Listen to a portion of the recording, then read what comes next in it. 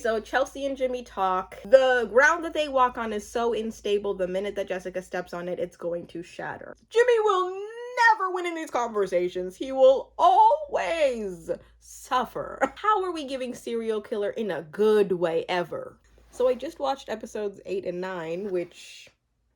psychotic. But it's like, why can't y'all just buy a condom and be done with it? It's just giving toxic and immature. Oh my god. Love is Blind, season 6, episodes 7, 8, and 9. I'm going to be splitting this up into episodes 7, 8, and 9 in the order that I watched them. Right now, I've only watched episode 7, but the next time block, I guess, will be episode 8. Okay, so Chelsea and Jimmy talk. It's like supposed to be healing, right? But it just feels testy. Everything about Jimmy and Chelsea's relationship feels testy. It's not stable ground, okay? The ground that they walk on is so unstable, the minute that Jessica steps on it, it's going to shatter. Jimmy's gonna gel. So Chelsea, to me, just very much gives insecure.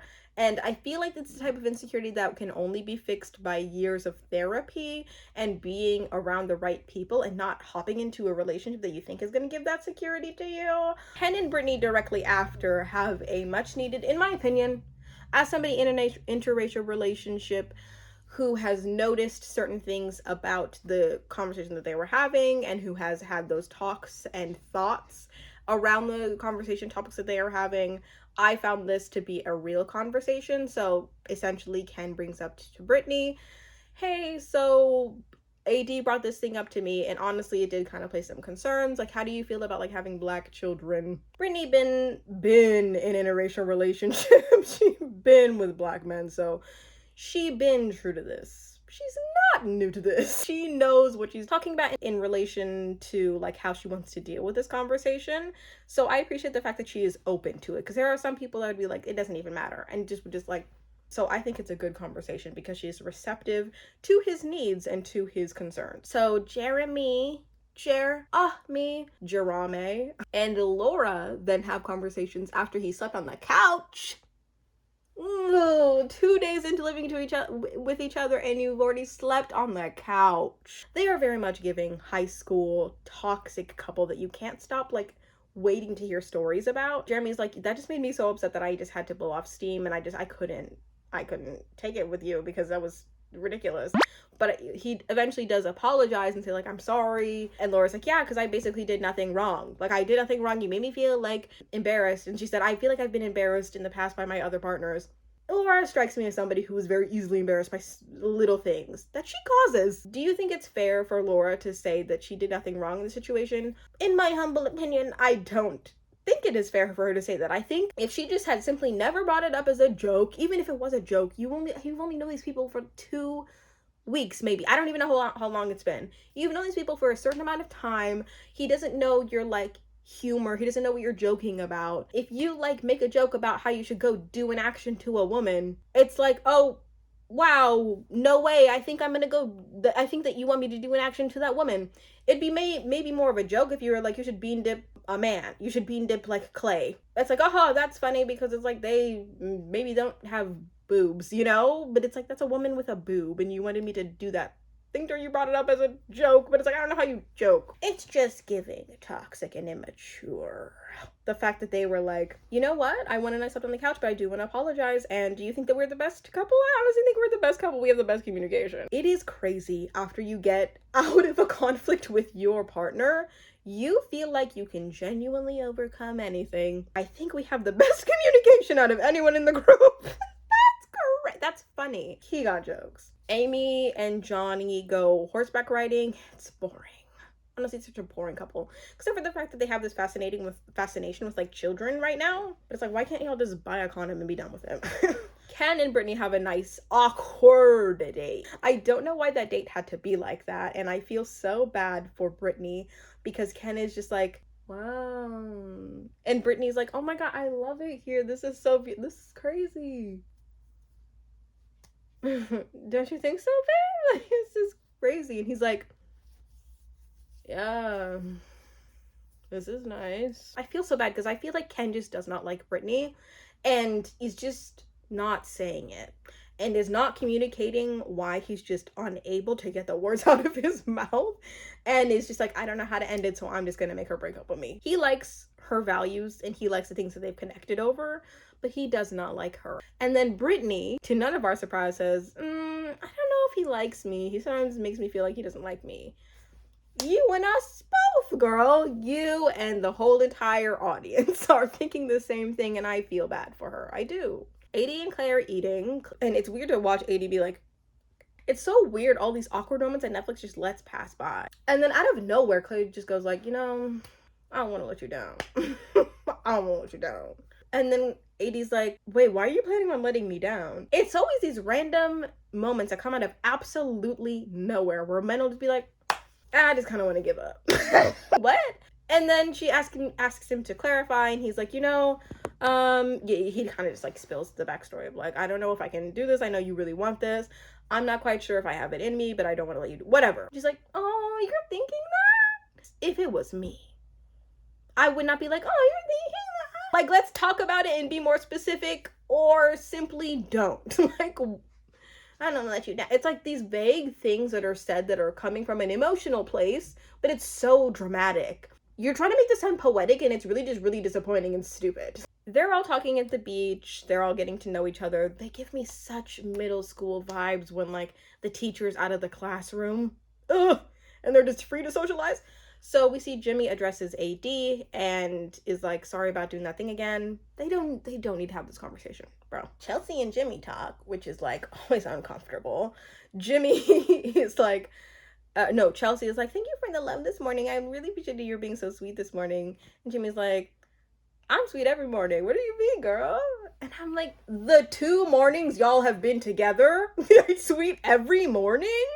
They're about to fly back. Jeremy's being weird. He's like, you want me to bring my Henley? You and your Henley fetish. Jeremy, to me, I'm realizing, I used to think he was like quirky and fun and kind of goofy, silly, whatever. It's just being hyper. It's just being a little bit charismatic and having ADHD. Brittany and Ken start to unpack. Ken's energy is incredibly low. I feel for Brittany in these moments because it's like, what do you do? Like, I'm just kind of getting to know your vibe. Like, it's so disappointing. I can imagine Brittany's like, should I say something, or is this his vibe? You're supposed to empathize with the person you're getting to know. So when they're unpacking and they get their phones, Ken is like on his phone. And he's saying, of course, like he's a principal. And you do want to be empathetic to that idea. And I watching this scene initially thought, he's a principal, he has a lot of things to do. A lot of these scenes, Ken is basically wishing that Brittany were not there. He does not like her. And I feel bad about it. And he's not giving any showings of him being into her. And I would struggle with that. Clay and AD, like, get together. He starts talking about the fact that, like, he maybe can't commit to her. Weird. Sorry. I want to do this and this and this for you, but my demons. I'm sorry. Everybody's struggles are valid. And I do like that Clay wants to work through things and he will go to therapy. But it's also like, don't say like, oh, I want this and this and this for you. I want to make you so happy. I don't want to let you down. And then also be like, but my demons, bro. What about your demon? Let's just talk like real people. Like, who demons?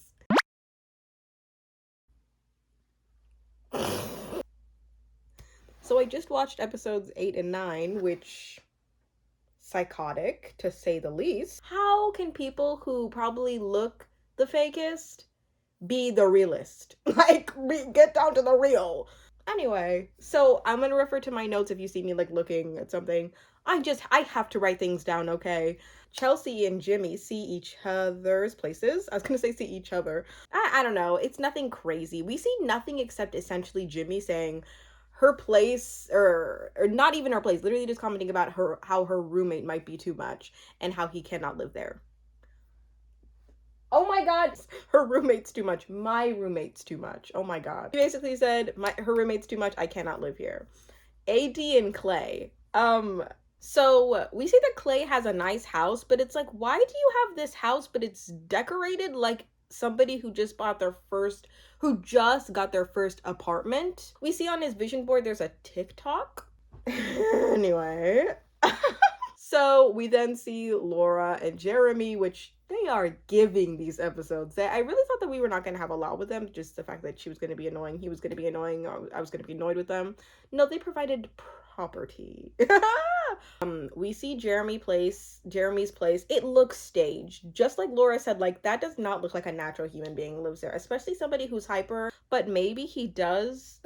Maybe it's real. No, but really it feels weird. It does not feel like it aligns with his personality. I can see that aligning with like Trevor's personality, honestly. And then also Laura makes a comment and she says, it's giving serial killer in a good way. How are we giving serial killer in a good way ever? How are we ever giving good serial killer vibes? I really don't understand. So we see Ken's place.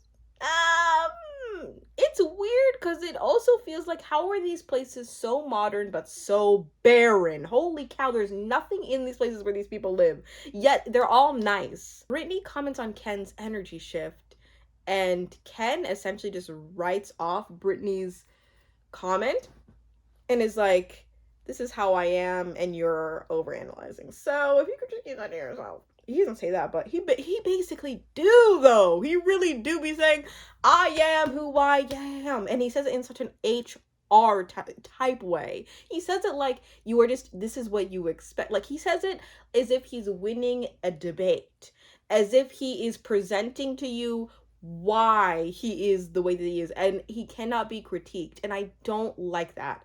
It felt really weird the first time where we heard Brittany bring it up, because it was like, okay, I mean, sure, I mean, maybe she is overanalyzing. We don't really know their dynamic that much. Maybe he is just kind of like this all the time. But the way that he's like manipulating her to be like, listen, you have your concerns, they're not valid, this is me, I'ma do me, which is crazy. Chelsea Keys with her friends. Okay, so with the whole Chelsea's little get together with her friends, Chelsea's kind of talking about, so I was with this guy named Trevor, yeah, and then I was with this guy named Jimmy, yeah, so I ended up choosing Jimmy, yeah, but he hasn't kissed me today. How do you feel about that, ladies? Like, all of these things kind of just lightly throws him a little bit under the, like, lightly just kind of is like, this is his flaw, and he doesn't make me feel that loved right now, but whatever. And then Jimmy comes down and meets her friends. I always feel so uncomfortable at the whole meet the friends and family thing. It always gives uncomfortable. Jimmy comes down and brings up a fight that he didn't go in depth about the fight. He's like, yeah, so we had a fight. These are some things that I don't like about her. The hell yeah, brother. I wouldn't like that I think if I was a guy and I was dating a girl and she just went like, hell. And there are just so many like uncomfy things that are brought up in this conversation, but not as uncomfy as the things that Chelsea brought up when meeting Jimmy's friends. Ugh. Okay, so Johnny and Amy have a conversation about birth control, and it's really fascinating because I was really no, it's not fascinating. It was kind of annoying, honestly, because I really wanted Amy to lead the conversation, to be like, this is why I'm not on birth control. This is why I feel as though we can look into other options. This is like what's gonna happen, like this is what I want to happen. But it just weirded me out because it felt like he was leading the conversation when I felt like it should have been her contributing, not contributing, but they should have just had I just felt like the conversation was weird. Maybe she likes that, I don't know. I didn't. Also, I didn't like the fact that he judged her for being a crystal girl. I feel like guys just be saying that because I hear guys making fun of crystal girls and I'm like, oh yeah, you and your rocks. You don't know anything about what I believe in relation to these rocks. That's another thing, is like, I feel like guys just hear about things that they think are cringy because it's just no, this is just a kind of a common American thing. I feel like people just hear about things that are like cringy and just take it on as like, oh, you're cringy for that, you're cringy. But it's like, ask me about how I got into these judging. Like, oh, you're a crystal girl. And yeah, like they help me feel good. So Ken and Brittany, is this the conversation that we're gonna get into? No, this moment in Love is Blind was like the craziest, most stale, low-key, I don't want to say sociopathic, I don't, but it was not a very healthy back and forth to me. It just felt very much like you're gonna bring up this thing, I'm gonna shut you down, and then, oh, we're broken up. It just didn't feel natural. So Ken and Brittany have a conversation. Brittany just says like, I just want to bring up in the softest way also, can we just give a round of applause for Brittany? Just a round of applause for Brittany. She just, in this whole entire thing, was so incredibly patient, understanding for every topic, bro. And she just brings up to him, I just feel like your energy has shifted. We're not affectionate. Like, we haven't made out once. I think that's a little weird. I just want you to know these are kind of things that just hit me. Like, just gonna. And she gets emotional about it. She starts crying. And Ken, classic HR Ken, pulls out the classic HR delivery and is like, so you're telling me you don't want a good man? Because I'm a good man. I'm a good man that's right in front of you. He doesn't even like pull up the charismatic, I'm a good man. He literally just has like, you know what? I'm a good man. I know what I'm here to do. I know what I'm going to do. I know what I'm not going to do. I know the things that I do, which is waking you up at 1 a.m. I was trying to be so affectionate with you last night. At 1 a.m.? In the morning? What are we doing at 1 a.m.? If my husband wakes me up at 1 a.m., I'm cursing him out. I am not giving him any affection. Ew. He just had a response to everything she was saying, not from a place of compassion, but from a place of self-preservation. You know, I feel like he just did not want to have like a legitimate conversation as to, I hear you. Like, and maybe he did even say that in a moment, I hear you, and didn't really, you know, because it just felt so sterile. It felt weird. I'm disappointed. We were rooting for you. We were all rooting for you.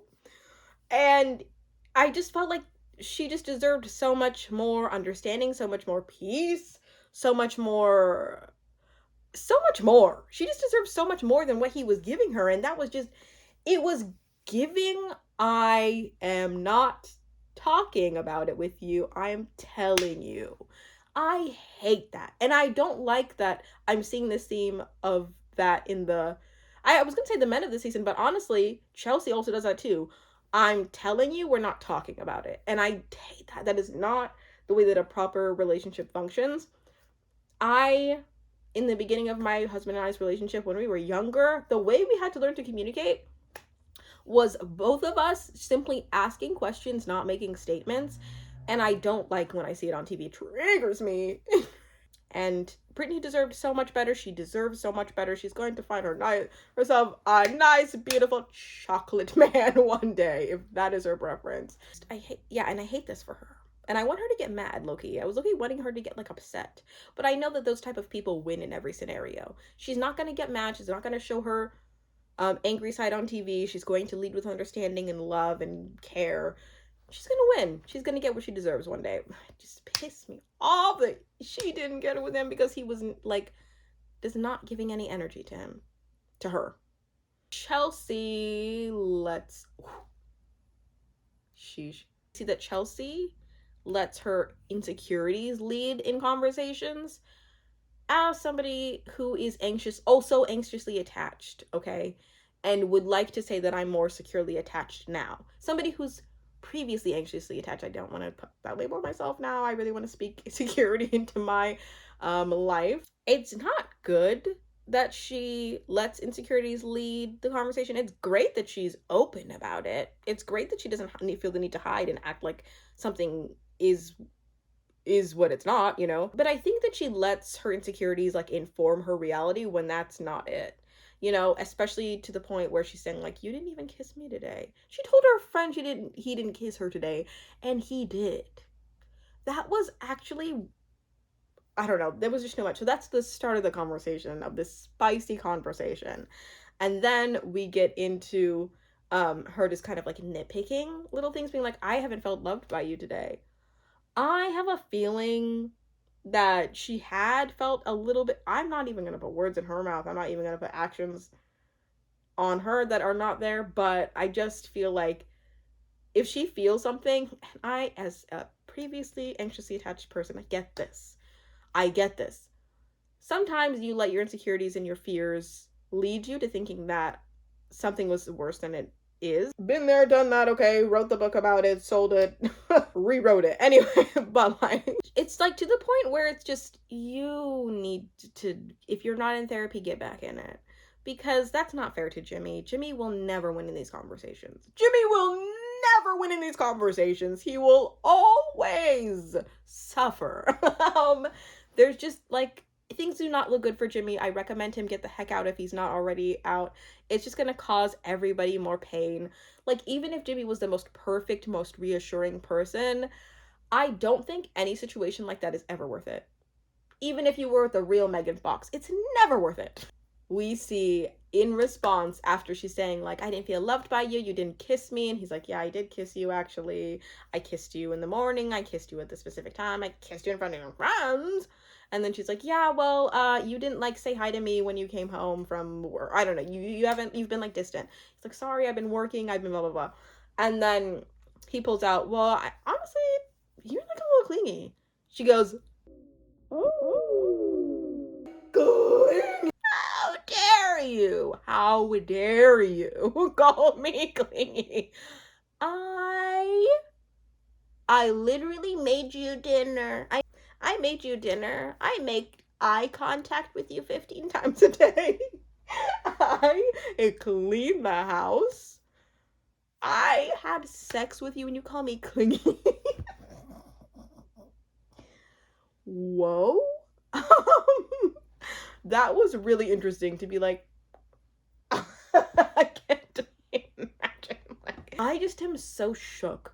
And it's honestly kind of alarming more than it is even entertaining. No, it's more entertaining than it is alarming. It's alarming and entertaining that she would throw all this stuff out at him simply because she let her insecurities lead with this conversation. It's scary. Like, sorry, let me read more of my note. She mentions, ever since you saw Jess's photo, everything has changed. No, ever since you knew that he saw Jess's photo, everything has changed for you because you're scared and you're intimidated. And it's like, her feelings are valid, but they just run her reality and they make things very difficult. And I really think that she just needs to learn proper communication styles and to maybe not be with a man for a couple years. So Jessica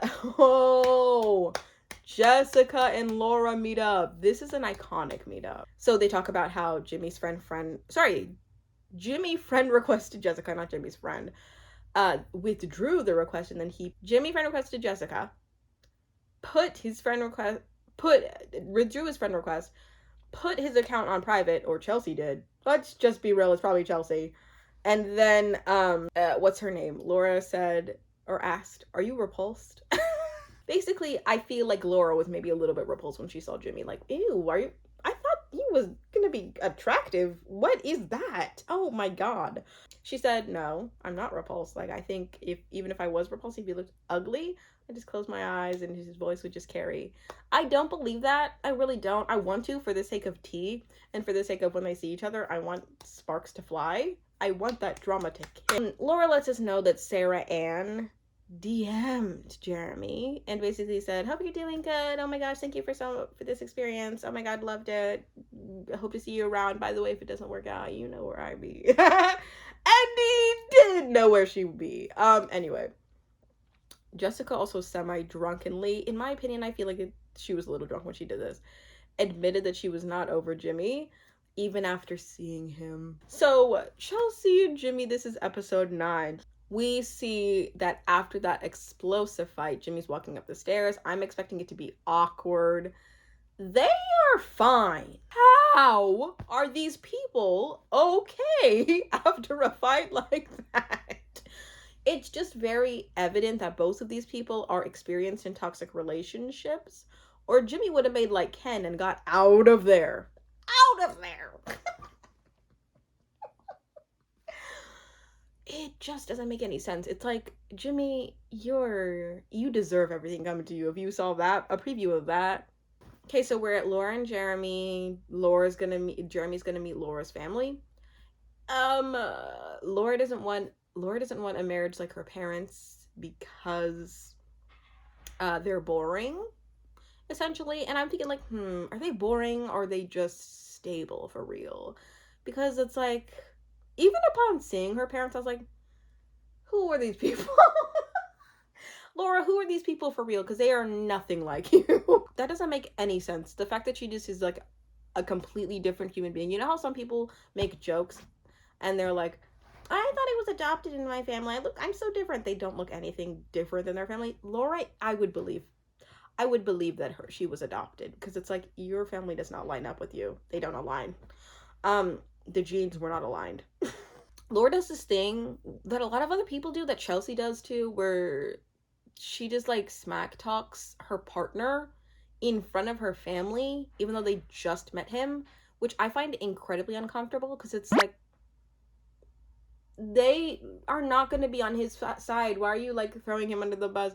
Like, and I understand that they just know her, you know, and sometimes it's a successful dynamic, but it's like, you're just throwing him under the bus, and you're not really giving him a lot of grace, and like, they don't know him and they don't want to advocate for him because you're not sharing the great things, you know?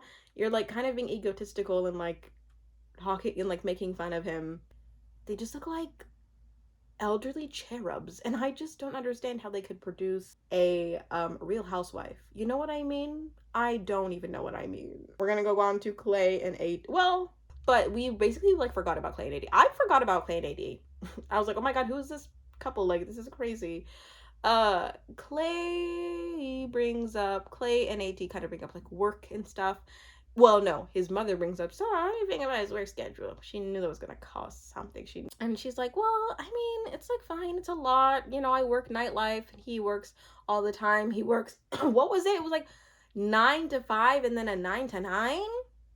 How are we living? Like, what the heck? How are you living at all? That's too much. Like, unless that'll end one day, I just don't see the point of that. That's crazy. No jobs to me will ever be worth that. Yikes. And so then they get into it properly. Like, AD's kind of just like, I just would like some time with my husband. And Clay's like, well, you don't work is the thing. You think you work? You don't work. So let's just talk about that one. And then AD is like, no, I do. And then Clay's like, well, the thing is that she's had a lot of downtime. She had a lot of free time. Well, I've been working. And she sits and does nothing all day while I gotta grind. Why are they just like arguing so openly when this is just a meet the family conversation? So Clay's mother starts saying like, I'm gonna comment because I'm 59 or whatever she said, and I've been married for 24 years. What do you mean? I don't like when people who have like unsuccessful marriages, or people who've like been divorced, try to give you specific advice and be like, I would know. Would you know? If you've been divorced twice, we have no room for unsolicited advice, in my opinion. I just don't understand how you can be like, I'm gonna give you some words because I've been It sounds like you need to talk to yourself about that one. Don't talk to me in my relationship. This is ridiculous. Clay told us how much your marriage didn't work and how he's not seen faithful figures. So it's like, why are you speaking into this? Then, so yeah, that just does not end good. Like, I do not see them getting married. I do not see them. They're both gonna say no at the altar. There's no need to waste our time. They're not gonna make it. Chelsea and Jimmy. Chelsea is a little bit too comfortable with Jimmy's friends. And it's weird because, like, they kind of fit in, you know? Like, it's not awkward in the way that they're, like, Jessica. They're not Jessica coded. I don't think that Jessica would fit in with their friends. I think that Jimmy most definitely fits in with Chelsea's personality, but it's also, like, Chelsea's just, like, ragging on you a little too much in these conversations that are, like, let's meet the people.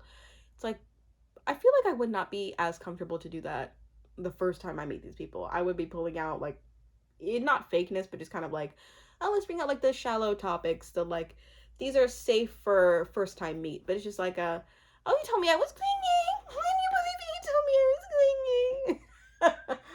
clingy? How are his friends gonna back you up? They don't know you. They probably heard Jimmy ranting about you. Amy and Johnny are boring. They all meet his family, which all look the same. Laura and Jeremy have a conversation so spicy, it made this whole entire episode so crazy. So, we see Laura walk into a visibly tense room. Jeremy's like saying nothing, doing nothing. I thought maybe Laura had like stepped over a line or something. That's why he's like upset, like pissed at her maybe. Laura comes into the room, is like, so you're just gonna like sit there with your sunglasses on indoors? You loser. Jeremy kind of starts talking about whatever. We find out Laura has found out that Jeremy talks to Sarah Ann. Is that her name? Sarah Ann, and was out till 5 a.m. And we're just watching Jeremy just sit there, just like not even able to defend himself, be like, just throw out like, well, we were at the bar. We were at the bar. She just came up to me and was like, oh, hey, Jeremy. And I was like, who is that? Jeremy. Seriously. So Jeremy just makes up this whole like, oh, yeah, no, we were at the bar and then we went to the parking lot. And Laura's like, you went to the parking lot? Seriously? Really interesting, the parking lot. Because I checked your location. And then he's like, yeah, I gave you my location. Not that as he says this, but yeah, I gave you my location so you'd feel like secure. How am I supposed to feel secure? You mean your location? By following you? You want me to follow you? And then she hit it home with saying, what would give me reassurance is you coming home on time. What would give me reassurance is you simply just not being out until 5 a.m. with a girl that you dated that sent you a DM. You should have cut it off. He should have cut it off. I felt that anger. And I was 110% behind her. There are some moments where I look at Laura and I'm like, there's just something about you that just feels a little bit like really judgy, really like hard, you know, like a little bit too much. But in this moment, it was just enough heat. Like he needed that. He absolutely needed that. I would break it off with him. And it's like, how the heck are you going to gather yourself and be like, yeah, well, I gotta meet your mom today. I'm not doing that. The hell. And I feel like this heat was warranted. So stupid. That was such a good episode. Let me know if you liked this in any way, shape, or form. If you want to support my channel, look in the links below as to how you can do so. Buy me a coffee if you'd like. And give me a comment. Give me whatever the heck you can. I appreciate it. I will see you next week for the additional Love is Blind episodes.